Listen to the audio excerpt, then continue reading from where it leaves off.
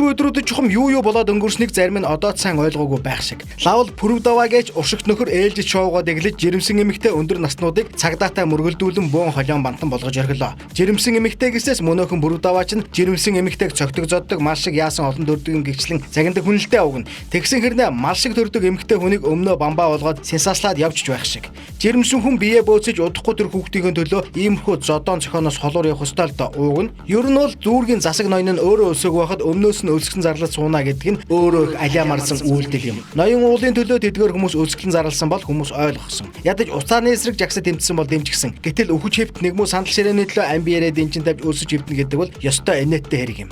Өлсөх цаашаа хэн тамаатай ангих хүн олон нийтийн сүлжээгээр дүүрнэ. За Баян зүрх дүүргийн сандал ширээний асуудал бол нэг иймэрхүү оршин шогийн тоглолт шиг л байлаа. Ардын намч зүгээр суугаагүй зүгээр. Засаг барж байгаа юм гэсэндээ цагдаагийн хүчээр тарах гэж оролдсон. Гэвч даанч зориг муутай байлаа. Сүүлд нь цагдаагийн ерөнхий газраас мэдээлэл хийж газ хэрэглээгөө гэж болтчих байх шиг. Газ цацах ёстой л доо. Ууг нь нэгмүү хамгаалтын компани газ цацаж болоод байхад бүхэл бүтэн цагдаа нь газдаж болохгүй байх гэж ямар юм байх вэ? Хуулиар олгогдсон эрх мэдэл нь тэр.